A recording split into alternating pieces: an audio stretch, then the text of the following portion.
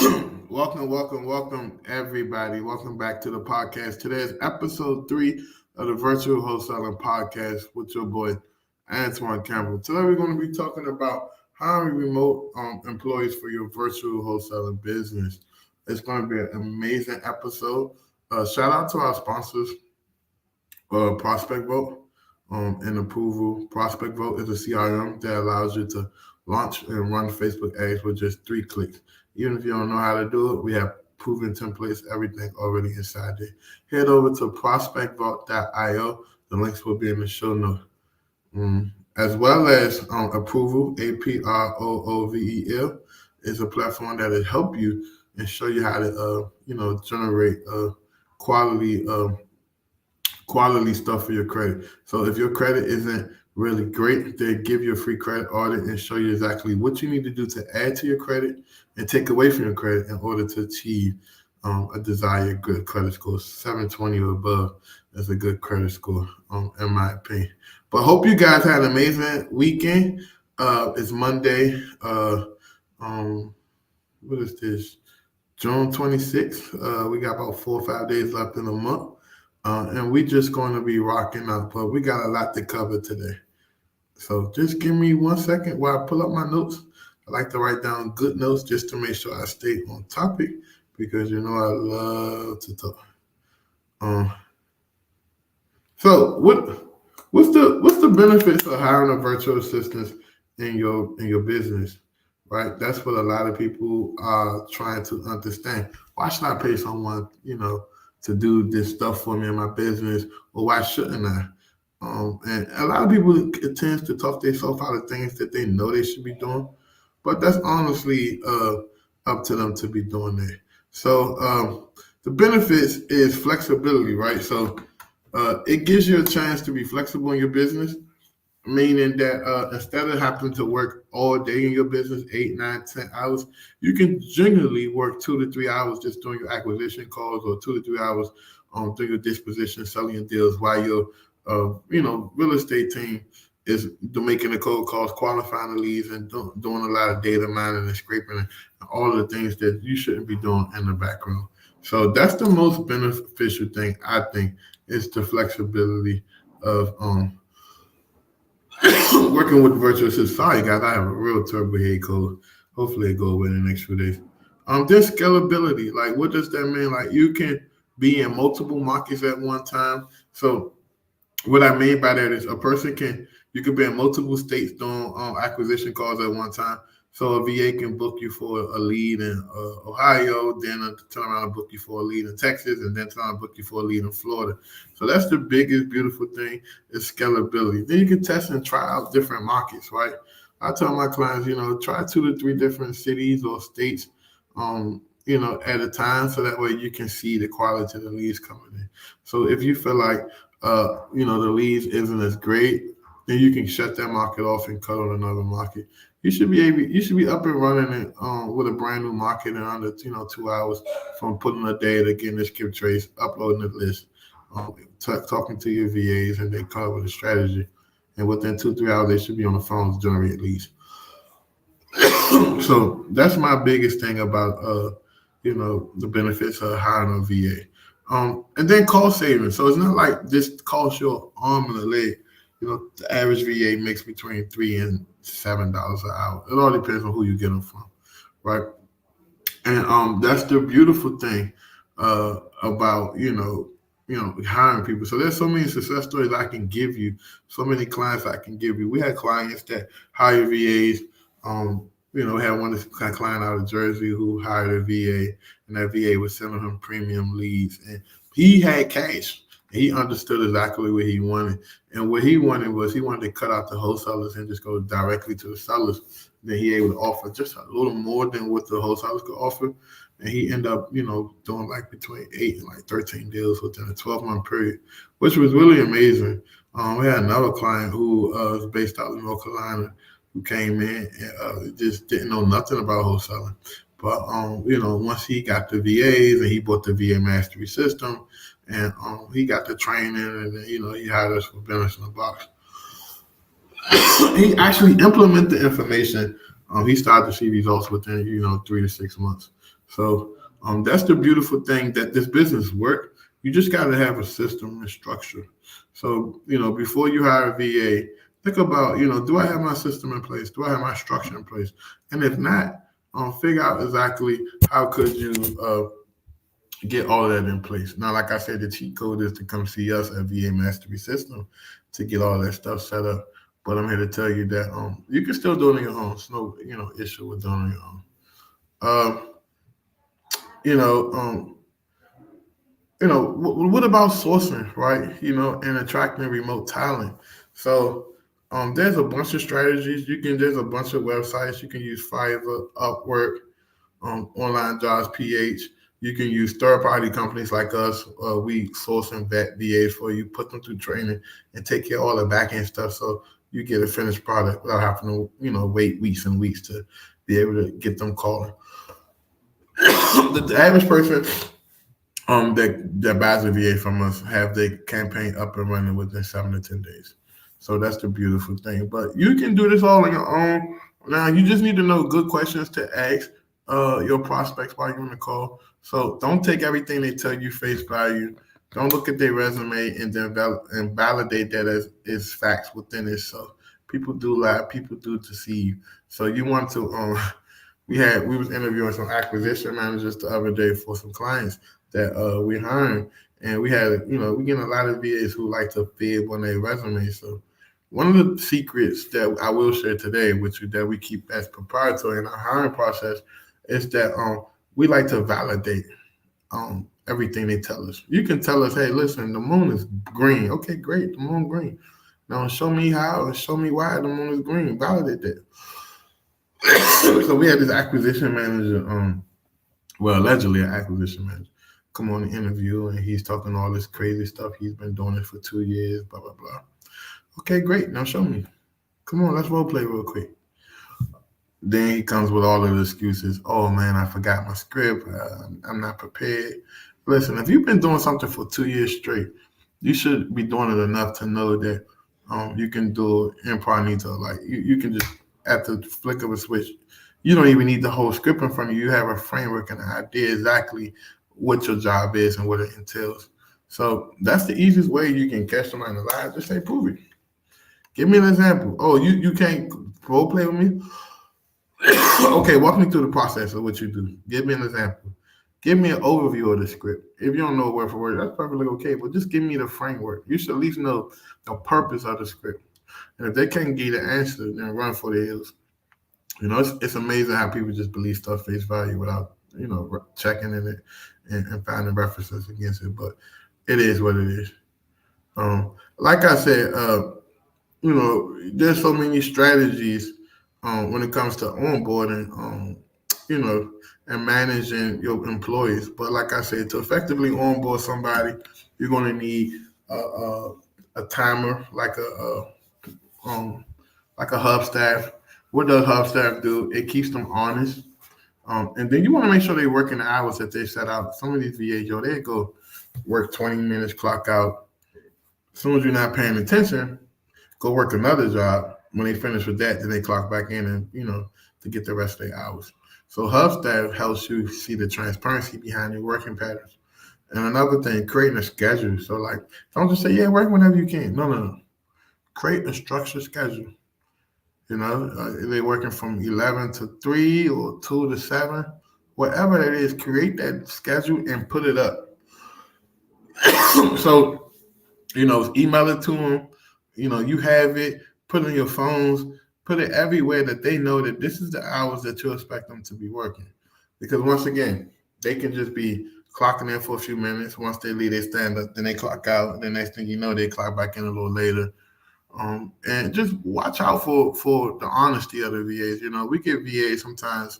It's not a all the time thing, but it's definitely something that to look out for, where they're going to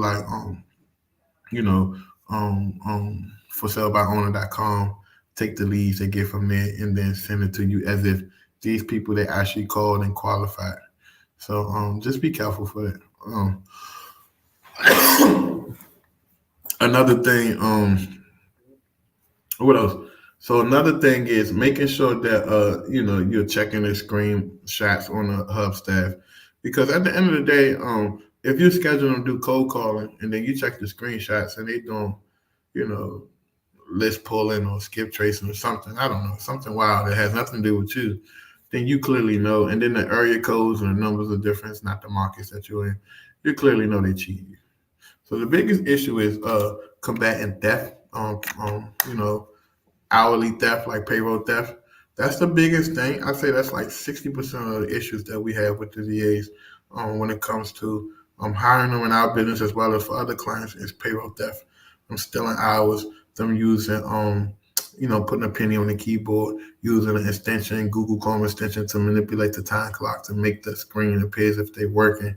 Um, they're manipulating the dialers with their certain features like skipping each call on purpose, hanging up, picking up, hanging up on people, like little stuff like that, man. Like you'd be surprised how lazy people are, not just the VAs, just people in general, where they clearly want the check, but they want nothing to do with doing the work to get the check. So if you're going to hire these VAs on your own, look out for that. Like I said, just make an SOP. A SOP is a standard operating procedure, something that you can standardize, and you won't feel like you're all over the place. Because what a lot of you guys do is you get a VA, and then you just make them do everything. They do everything in your business, and that's not fair. So there should be some type of SOP so they can expect exactly what they're supposed to be doing. Like I said, the VA mastery system was built to avoid like 90% of this. So if you ever thought about hiring a VA, once you head over to the website va.ceo929.com, the link is in the show notes, and book a call with us so we can discuss your needs and give you a package that makes sense to both you and me. So that's the biggest thing. Also, set clear expectation, guys. Don't just be assuming. Some of you guys, listen to the podcast, may be brand new, never had an employee, had a job all your life. I get it. Not here to bash you about that. But you have to be, no one can read your mind. You have to set clear expectations. It could be something like, hey, listen, I want you to cold call from the hours of, 11 to 3, but I want you to work from the hours of 11 to 5. The extra 2 hours, the extra hour, I want you to drive for dollars for an hour a day. And the other 30 minutes, I want you to do some little skip tracing for me from leads that they couldn't pick up. And then the other 30 minutes, you're reporting. Also, make sure that you're scheduling in their breaks. So, if you want them to take a 30-minute break or they would like to take a 30-minute break, one of the biggest things you can do, guys, is literally just schedule the 30 minutes in their schedule. So if they're supposed to work from 11 to 5, then you can probably say 11 to 5:30, because if not, it's going to cut into the hours, and that makes the worst thing to do is to take money off of VA table. That's when they start looking at their options and then going to go work with somebody else. So don't be petty. The biggest thing is when you're working with remote employees all around the world, don't be that petty type of operator. Just be tit for tat, counting every single nickel and quarter. That's not going to work. They're going to quit on you. So just make sure that you set clear expectations, and then setting up the communication channels. Like you should have 2 to 3 communication channels. Most countries in the world outside the United States doesn't have stable power, doesn't have stable internet connection. Now a lot of them are getting stable internet connection thanks to Elon Musk with Starlink, but most of them doesn't have stable power. So make sure that you have 2 to 3 barriers that you can talk to them. One of my favorites is WhatsApp. Just because they can text you directly on your phone without incurring the long distance charges, because it's not through the courier network, it's through the internet. Another favorite is Slack. I like Slack. I think it's a free version and a paid version. Just look more into it. What makes sense to you? Don't know. And then Skype is a good one. And then my favorite secret is Facebook Messenger, because no matter what, your employee is going to get on social media. Now, how you control it, you just had that heart to heart with them, let them know that we all are grown people. And at the end of the day, I expect for you to be responsible and respectful to the payroll clock. But if I catch you taking advantage of it or abusing it, then we may have to part ways. So just setting clear expectations around the communication channel. So example, if the VA Oh, boss, I lost power. Some bullshit excuse they give you. Okay, great. You lost power, but you didn't lose. I'm pretty sure your phone wasn't 0% or died. Why didn't you hit me on WhatsApp? Why didn't you hit me on Skype? Why didn't you email me? Like, so you want to pay attention to the patterns because sometimes they hit you with that lost power because they picking up hours somewhere else, and then they double back and they hit you with the, well, can I make these hours up tomorrow? And all, like, you don't want to feed into that. So if they lose their hours, no, no, no, oh, well, you can't make them up unless, there's some reason why. You just don't want to create habits. That's the biggest thing I tell people. Don't create habits. It's the worst thing you can do when you have employees working with you. Like I said, guys, if this is your first time listening to the podcast, if you're listening to it on the podcast platform, Spotify, Google Podcast, Buzzsprout, whatever, just do me a favor and leave me a 5-star review. That would be greatly appreciated. If you're watching here on YouTube or watching a replay, do me a favor, just smash the like button and hit the bells to get reminders of when we go live because we're going to be dropping a ton of episodes on the Virtual Wholesaling Podcast. Okay. So let's talk about overcoming challenges. You will face challenges. Um, what's some common challenges that you're gonna get? Like I said, power interruption, no calls, no shows, boss, I'm sick, I got a fever. Especially like in the Southeast Asian corridor in the world. Like, I don't know what's wrong with their immune system over there, but they always sick. I'm sick right now, but I believe my son gave me a cold. He went over my sister's house and came back sick, and now I'm sick. But excuse me, I'm sorry. But you just want to make sure that at the end of the day you're dealing with these challenges when it comes to your remote team, and then provide solutions. So if these challenges coming to you consistently, figure out some solutions to go with that.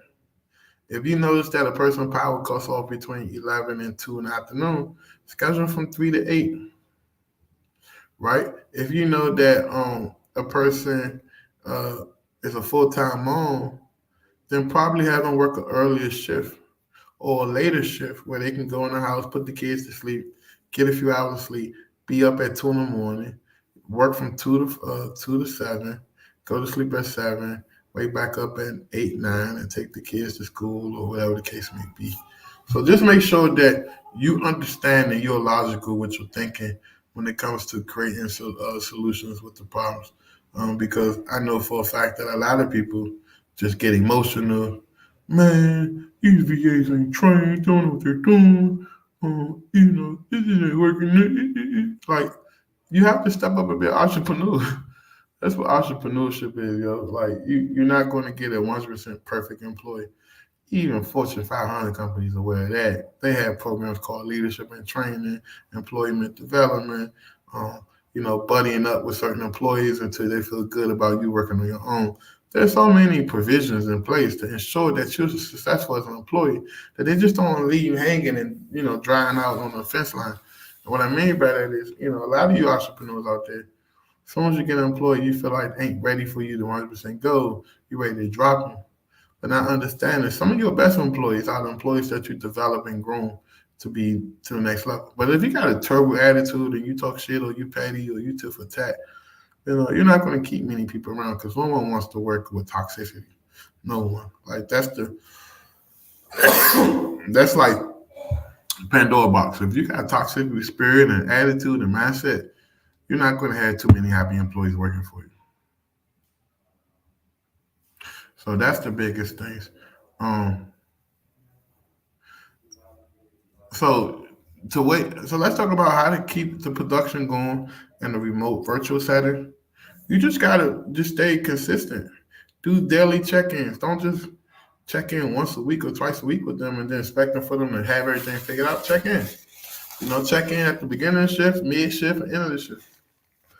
You can have them send you a daily report. You can have it set up where if they have an issue, they shouldn't be afraid to they shouldn't be afraid to hit you up or tell you what the issue is, right? You don't want people to be real timid. People naturally timid to their bosses, but you don't want them to be so timid that it messes up communication. Here's some strategies for retaining employees. Offer bonuses. Offer paid leave. So on certain holidays, not just their holidays, but we operate on the United States holidays. But on certain holidays like Thanksgiving, Christmas, New Year's, I give my team off. We shut down the office. Everybody still get paid for that day, and everybody's happy. On their birthday, they can take off, or they can get just paid double for that day, or whatever the case may be. So it's up to you, and what you think fits for your company. But I'm telling you, when you start offering these little incentives, it's going to have them thinking and weighing an option. Because everybody's always looking at what's next, what's best, what's the next best thing for me. So even if your VA showing loyalty and they like you and they want to work with you, you best believe they're still out there interviewing and looking at other ways to bring in more money or take a better job, especially if they feel like you're not bringing value to their life anymore. So that's the biggest ways to retain employees. Um, and then just creating a quality work environment, right? You want to make sure that their working environment is good. Now, if you're brand new and you don't have no clue what I'm talking about, don't you worry. We have the program VA Mastery System. Go to va-co929.com, book a call, get on the call, and we'll show you exactly what's necessary in order to hire a virtual assistant in your business. Like I said, if you want to hire remote employees, you can do it now, especially if you're a brand new startup. Just this notion that, hey, I have to wait until I'm doing, 20 deals a month before I hire a VA, which is absolutely bullshit. If you got a budget and you can afford marketing, you can afford $8 a week for the VA, and you're on a one-man team, I recommend getting that VA. Because that takes one thing off your plate that you can use the extra time to go focus on what makes the money, which is acquisition costs. Unfortunately, cold calling doesn't actually make money. It's just a thing you have to do in your business in order to sort through and sift through the leads to find the people that say, yeah, I definitely want to sell. I definitely want to do business with you. So that's the biggest thing that I want you to understand, that cold calling your business doesn't make you money. So the quicker you get that away to somebody else at $4 an hour, and you focus on acquisitions, now you can focus on combing your sales skills, the more money you're going to make.